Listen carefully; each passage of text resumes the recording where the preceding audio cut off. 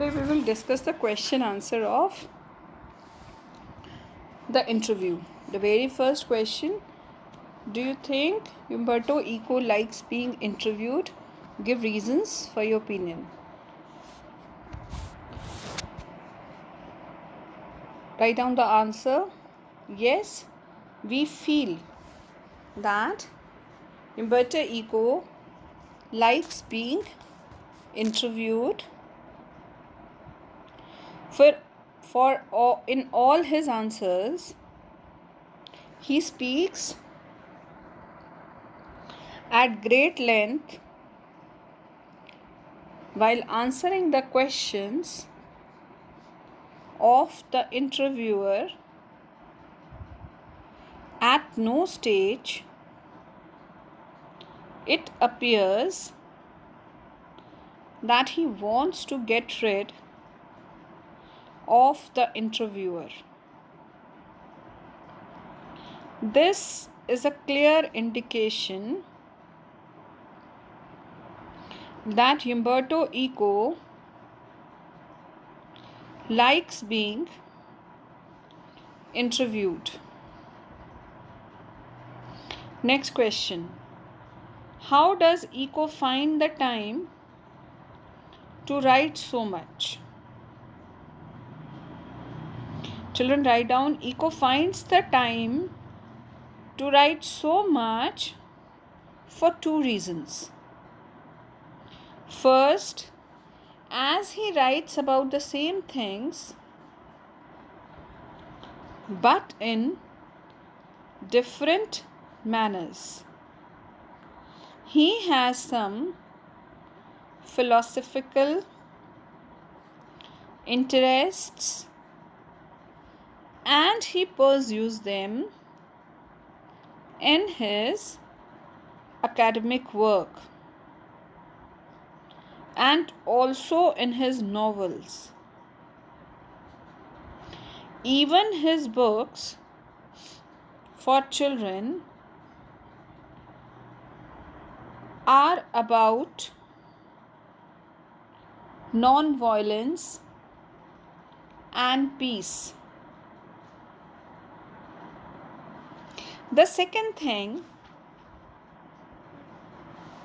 is that he does not let go any time wasted.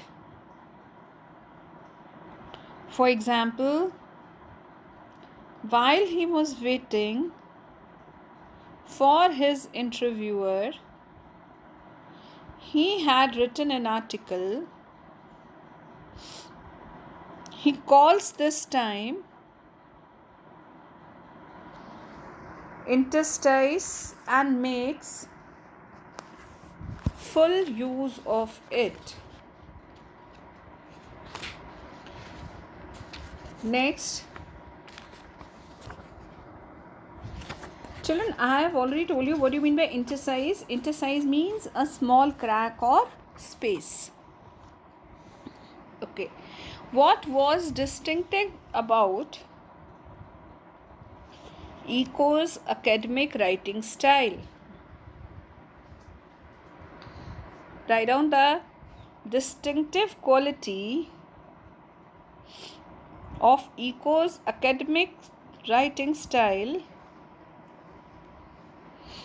is his love for narration, even his dissertation for a doctoral degree was presented as a narrative. This makes even the serious things looks interesting. Next question: did Umberto Eco consider himself a novelist first or an academic scholar? Umberto Eco considered himself an academic scholar first. He participates in academic conferences and not in meetings of pen clubs and writers. He writes novels only when he is not having an academic pursuit at the time. He says, I am a professor. I am a professor who writes novels on Sundays. Next question, what is the reason for huge success of the novel The Name of the Rose? The reason for the huge success of the novel The Name of a Rose is a mystery. However, Eco feels that it might have been because of its timings. Had it been published 10 years earlier or 10 years after,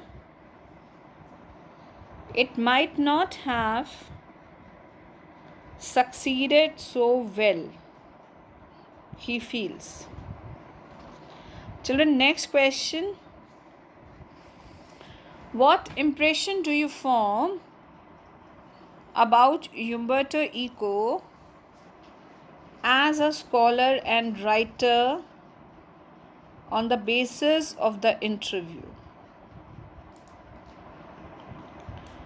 Write on. Umberto Eco impresses us a person who remains frank and modest in spite of achieving intellectual superstardom. Success usually makes people arrogant, but we discover no trace of it in his personality. He is a level-headed person whose priorities are well defined. Though he has achieved phenomenal success with the publication of his novel The Name of the Rose, of which about 10 million copies have been sold.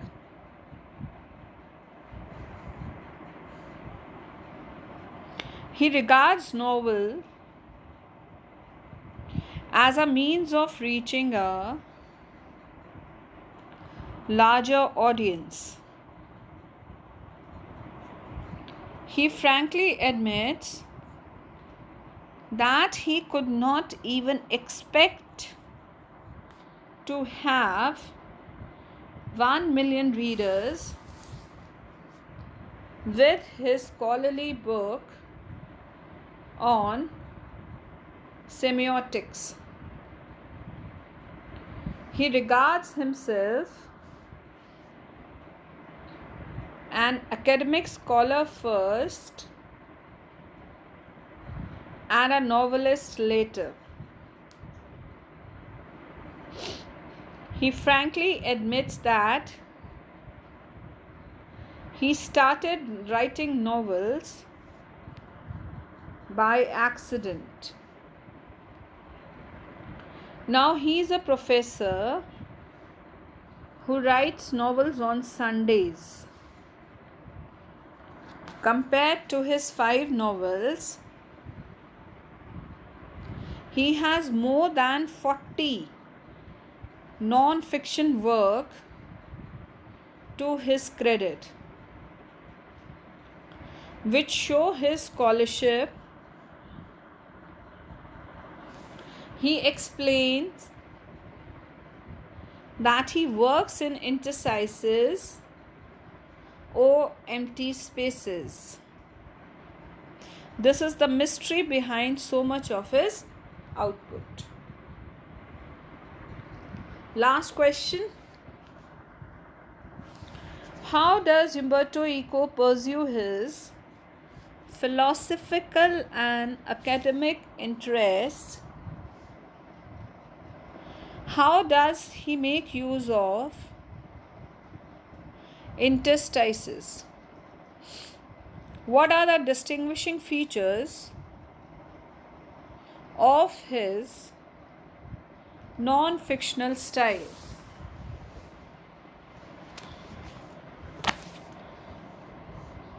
Write down the answer. Umberto Eco has many philosophical interests. He pursues them through his academic works and novels. Even his books for children are about non-violence and peace.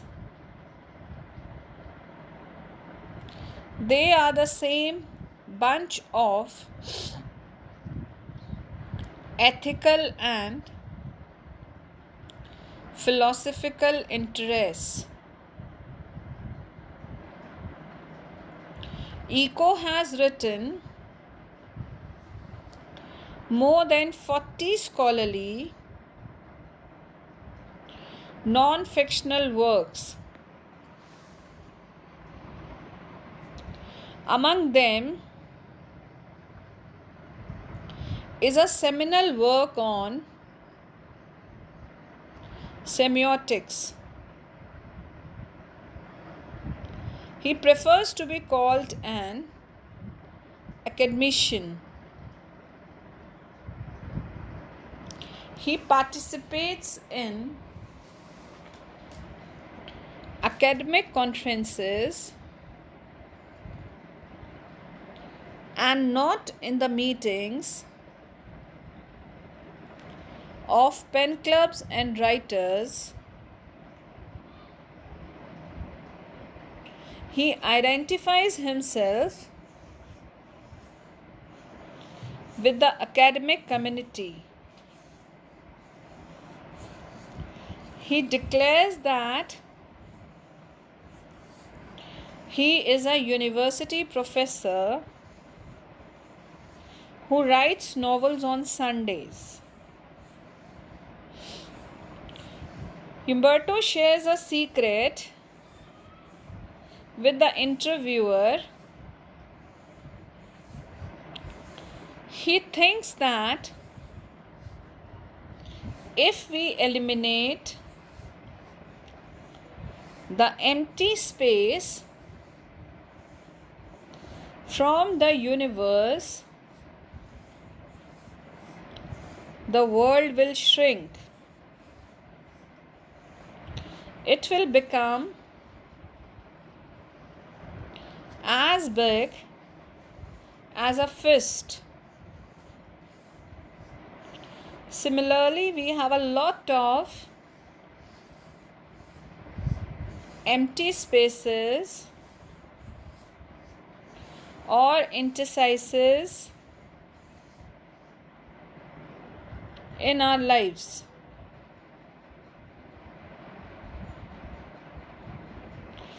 He works in these empty spaces